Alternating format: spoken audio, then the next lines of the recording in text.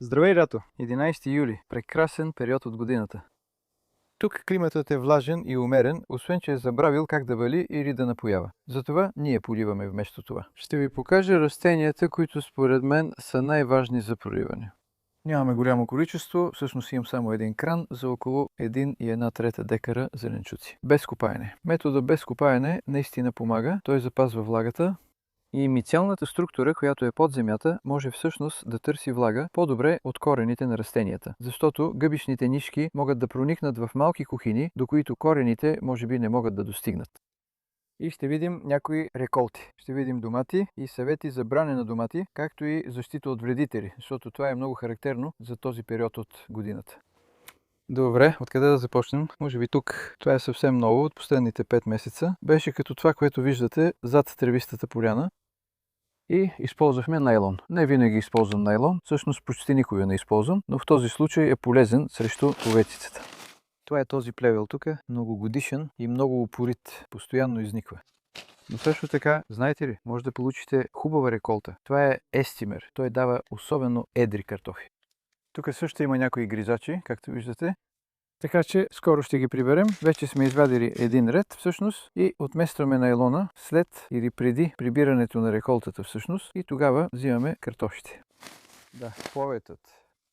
А после тиквите, тук основно има тикви, различни видове тикви, с малко сладка царевица. И тиквите могат да се разпростят върху компоста, който разкриваме. Това е нахална къри тиква. Това е ранна червена. Като казвам ранна, имам предвид, може би, началото на септември. А по средата има малко по-късна, така че е края на септември. Краун Принс е много жизнена, както виждате. Имам предвид, просто погледнете това. Лудо растение. Там има само 15 растения, Краун Принс. Това е страхотно растение, ако имате голяма площ за покриване. Черното фолио е отдолу и това е обикновен черен полиетилен. Добре, това е просто пластмаса. И пластмасата си има място. Знам, че не на всички им харесва. За мен само за такъв единичен случай, после ще я навием и ще я запазим. Това е третата година, в която я използваме. Не сме поливали тези растения и в това е красотата, защото много добре задържа влагата. А когато вали, водата се стича в дупките за засаждане. Тези тук, които са много по-бавни, това е маслена тиква. По принцип расте бавно, не е бърза тиква. Трябва му топлина. Напоследък имахме малко топлина, преди нямахме, но вчера беше 30 градуса, около 80 по Фаренхайт и това продължава малко. Така че имаме късмет. Но не поливам всичко. Например, тази коренова целина още не съм я поливал. Бих се изкушил да го направя по-късно, но в момента се въздържам. Ако растенията могат да издържат, не съм поливал ръща зелена. Тези картофи сме ги поливали, защото са много близо до момента на прибиране на реколтата. Как разбираш, че са близо до момента на прибиране на реколтата? Ако ги погледнеш, ще видиш, че доста от тях пожълтяват и крюмват, стъблата падат. Виждам и някои зелени картофи. Това не е добър знак. Трябвало е да сложа повече компост. Но да, те, знаеш, изглеждат като че ли са към края. Няма един идеален момент за прибиране на картофите. Зависи и кога искаш да ги прибереш и какво ще засадиш след това. Така че ако имаш готови растения, извади картофите си. Те ще се съхранят. Тези не съм ги полил, всъщност съм изумен от това. Това са борлоти фасул. Това е първото засаждане за годината. Възможно е да видим някои от първите цветове, нали? Има няколко там. Много красиви малки лилави цветя имат. Много незабележими в сравнение с овивния фасул. Тези образуват по-малки шушулки от коловия фасул и ще ги оставим да изсъхнат на растението. Идеята е това да е за семе, за ядене на сухо. Като изсъхне, по дефиниция имаш семе. Значи още не поливаме. Знаеш, ако тази суха жега продължи, което не мога да си представя, но предполагам, че е възможно, ще трябва да поливаме, ако искаме да получим реколта. Тези лукчета обаче не съм ги поливал, но ги засадих късно. Това беше недоразумение с човека, който отглежда разсада. Обикновено си отглеждам разсада сам и сега може би се радвам, че го правя. Имаш много по-голям контрол върху това кога ще засееш семената си и кога растенията ти ще са готови. Но тези са добре. Виждаш, че все още изглеждат тъмнозелени. Ако завали, те ще набъбнат още повече. И всъщност, ако щях да поливам тези лукчета, сега щеше да е момента, знаеш, точно преди прибирането на реколтата. Такава е логиката. Докато цвекото вече е минало този етап. Те така или иначе станаха големи и всъщност има малко щети от вредители, които мога да ти покажа. Ето тук, това е от елен. Само да знаеш, ако видиш стъбло изгризано по този начин, минаващия елен е похапнал от него. И знаеш ли, можеш да видиш, погледни останалата част от градината. Не изглежда толкова зле. Елените не изяждат всичко. Те всъщност биха изяли тези бобчета. Надявам се да не го направят. Защото аз не ограждам прекалено много, но това, което правим е защита от вредители. Например, срещу вредителите по кръстоцветните. Така че на зелето там, тези са станали твърде големи и са излезли извън мрежата. Всичко, което правя с тях сега, е да махна долните листа, малко срещу охрибите, все още има няколко охриба. И ние пръскаме с Bacillus syringensis, ще го напиша в описанието, още не съм го направил. Тък му започваме да виждаме белите пеперуди сега, така че скоро ще е време. И преди да напуснем тази част, искам само да спомена този ред тук, която е доста драматична. И това е напукване. И това е мястото, където Адам беше минал с полумесечен канторез. Точно когато почвата изсъхне, ако вече има разрез, там ще се напука.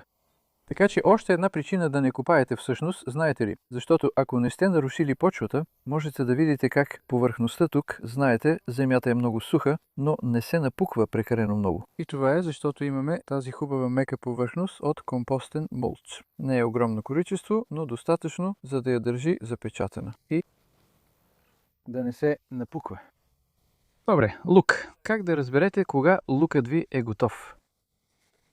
Имахме проблем тук с терени черви, затова има и малко сладка царевица, но няма да влизам в подробности на този етап. Това е по-скоро за да ви покажа. Това е класически хубав туфа лук, засят на гнезда. Това е отгледано от сорта семена, които посях тази година. И можете да видите как всички просто са се прегънали. Ние не сме го направили. Те сами са паднали. Това е знак. Можете да извадите лука си. И просто се чува приятен хрупкащ звук, когато ги изваждате.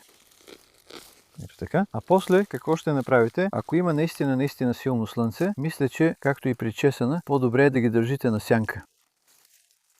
Но лукът вероятно ще го понесе. Честно казано, не съм много сигурен. Но това, което искате да се случи, е следното. Това трябва да изсъхне. Първо, уверете се, че всички върхове са прегънати надолу. Така че направете това и това. Може да ги оставите така за още няколко дни. Но ако след това ги издърпате, това ще ускори процеса на изсушаване. Докато това тук е шалот и току-що го прегънах надолу всъщност. И отново можете да направите същото. Знаете ли, виждате луковица, разпознаваема луковица там.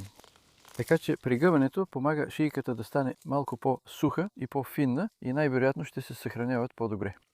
Много често може да прегъвате, а след седмица да ги изваждате.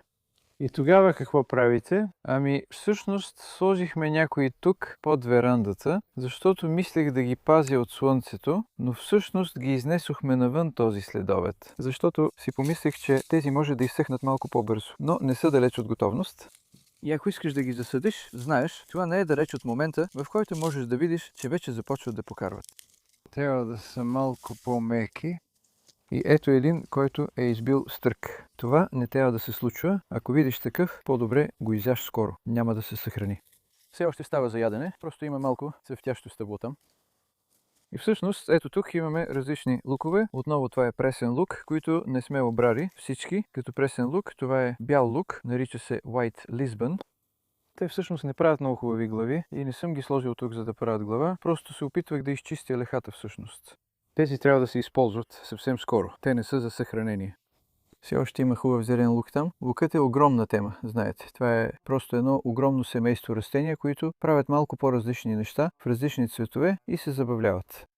Току-що осъзнах, че не трябваше да слизаме по този път, но няма значение, защото можем да отидем направо към... Не, всъщност исках да разгледаме направата на компост. Така че ще ви покажа набързо докато минаваме. Това е чисто нова леха без копаене, която е само на 3 месеца.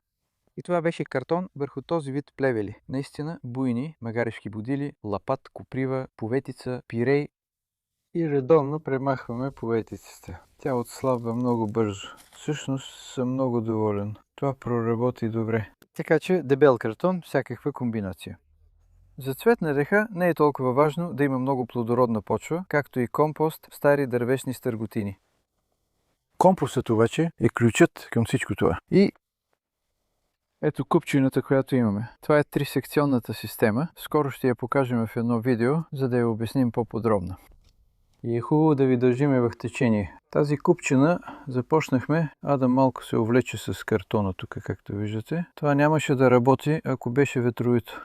Аз бих го намалил малко, но в момента пълним тази купчина. А тази тук, той я обърна в седното отделение тук.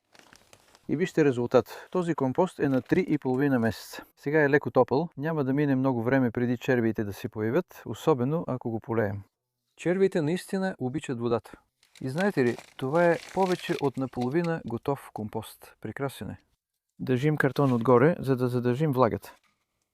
А междувременно тази купчина зрее, тази приключи преди около 5 дни и бавно спада. Всъщност все още е топла. Температурата е около 55 градуса по Целзий. Това е достатъчно горещо, за да убие семената на плевелите. Всъщност не е толкова гореща, колкото основните ми купчини там, което според мен е малко в нейна полза. Получава се по-добро качество на гъбичките. Добре, нека погледнем тук, защото има толкова много интересни неща за виждане. Давам на Никола, който снима, малка задача тук. Да се движи зигзагообразно около всички тези различни модели на мулчиране. И това са салати. Отглеждаме много сега. Това ми е основният бизнес тук. Продавам турбички с салат. Много са популярни. А тази маруля е била в земята по-малко от 3 седмици. Около 16 дни тази ендивия е била в земята за 10 или 11 дни, така че засаждаме растенията, докато са съвсем малки. Там има малко маруля, която беше първата засадена, но всъщност всички са посяти по едно и също време. А тези бяха посяти преди около 35 дни и са в земята от малко повече от 3 седмици. 3 седмици и 1 ден са били в тази леха. Започнаха като съвсем малки разсъчета, просто за да ви дам представа за скоростта на растеж по това време на годината. Това е просто забележително. Все още ме изумява. Особено при метода без копаене, защото имате цялата тази мицелна структура, която помага на растенията ви да се вкоренят. Добре, вижте как е пожълтял този грах. Защо? Това не е проблем. Просто защото приключват. Това е сорт наречен Тал Сугър, който напълно оправдава името си. Събрахме ги тази сутрин, всъщност, и точно тези обикновено берем, когато започнат да набъбват така. Ето един, който е бил пропуснат. Можеш да видиш, че вътре наистина има много хубави грахчета. И по-нагоре има една част от цялата тази леха, която изобщо не сме брали. Трябва просто да ти покажа всъщност и ще направя нещо, което обикновено не правя, защото съм много дисциплиниран и не ям пред камера, а и издава ужасен хрупащ звук на микрофона, но честно, толкова са сладки.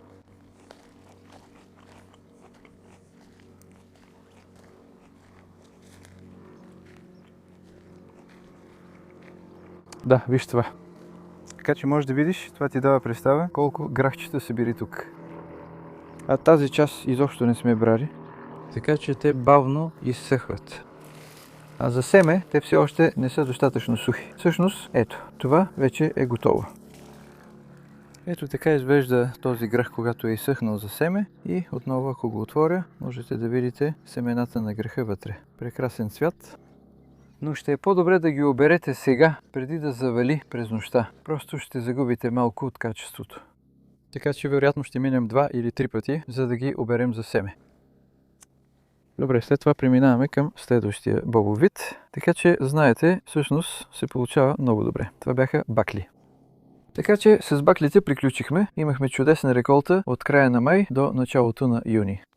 Сега имаме марулята, след това е грахът. Това е следващия бобовид, прекрасен, сладък грах. А следващ ще е зеленият фасул. Днес всъщност опитахме първите с малко масло и чесън. Наистина вкусни. И се развиват добре. Поливаме ги обаче. Това е пример за зеленчук, който наистина има полза от вода, когато започне да дава плод. Задържахме се с поливането до преди около 2 седмици. Сега поливаме доста. Като казвам доста, имам предвид хубава доза вода на всеки 3 дни горе-долу. Отзад има спанак, който е тръгнал на семе.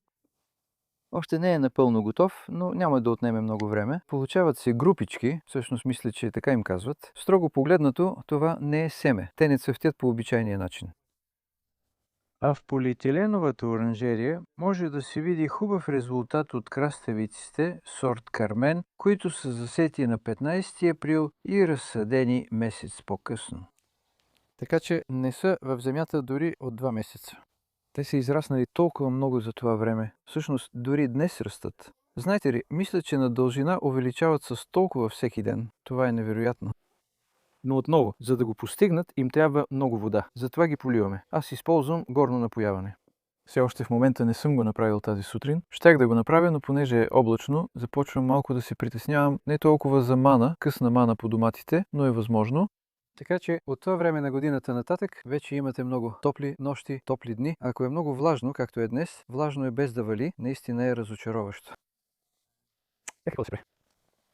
И така, оранжерията.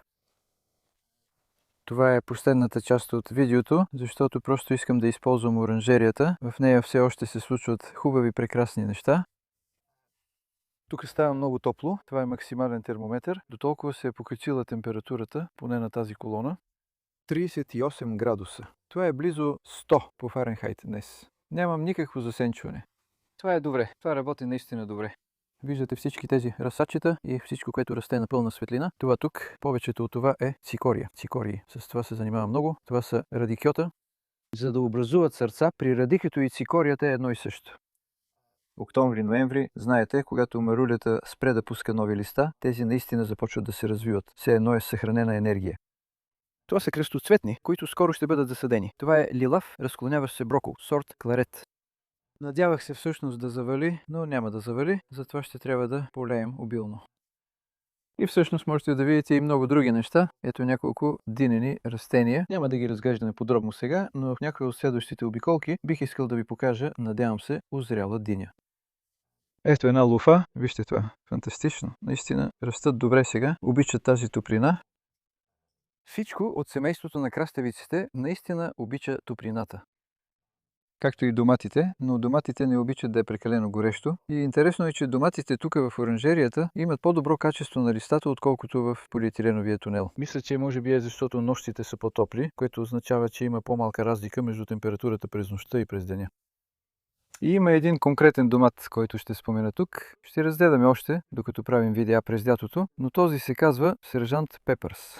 Даден ми е от едни прекрасни хора, които също се занимават с развъждане на растения, недалеч от тук, и ще разкажа повече и за тях. Ще сложа линк към тях в описанието на видеото. Сержант Пепърс е домат от типа волско сърце. Има прекрасен вкус, плътна месеста част, чудесен цвят и може да видите много, въпреки че трябва отново да се усуче около въжето, както краставицата, защото расте толкова бързо по това време на годината. Копишите, които имаме, са два различни сорта. Това е Емил, който е F1 хибрид и расте много бързо. Хубаво е да се отглеждат един или два различни сорта, защото така ще получите различен вкус и текстура, а също така и реколта по различно време на годината. Тези озряват по-рано, забелязвам, отколкото другите, които сега започват да растат бързо. Това е Minnesota Midget от HomeSafe семена, което всъщност можете да направите само, ако имате само един пъпеш. В такова пространство не бих запазвал семена от тях тази година, защото имам различни сортове, които растат много близо един до друг и следете внимателно разсъда си, знаете това, както и този кейл тук, и разгледайте и другите видеа, които съм качил за смесите за разсъд, за компост и за домати. Знаете, що се отнася до това как ги берете, вижте какво набрах тази сутрин. Въпреки че виждате хубави домати там, това, което не виждате, са много озрели. И това е защото следвам съвета на Джо Лампел. Всъщност, Джо е страхотен, що се отнася до доматите, и той често говори за момента, когато започват да променят цвета си. Този изглеждаше много по-незрял от този само тази сутрин. И се опасявам, че не мога да си спомня със сигурност какъв сорт е този, но не е точно волско сърце. Трябва да проверя етикетите си. Имахме объркване с етикетите. Ще стане ясно, докато минава сезона, но най-вече исках да ви покажа точно този. Можете да видите как цвета просто се променя. Джо може да има какво да каже по този въпрос, имам такова усещане, но разгледайте и неговите видеа. Той е много добър в това. Идеята е да ги берете, когато не са напълно озрели и това намалява стреса върху растението, което после може да продължи да зрее още. И знаете, доматените растения в момента правят много неща. Растат, озряват плодове, създават още плодове за по-късно и не се губи вкуса. Джо смята, че не е така. Съгласен съм. Опитвам това от известно време вече. Все още имате хубав вкус и текстура в този плод, който да озрява за 2 или 3 дни, например у вас. Да, просто опитайте. Можете да пробвате всички тези неща и се надявам да ви е харесало да разгледате при домашните майстори. Ще спомена и тениската си накрая, да. Вижте това, оранжерията зад мен. Тези се продават в вебсайт за тениски. Има различни видове за домашните майстори. Какво става тук? Ще се видим скоро.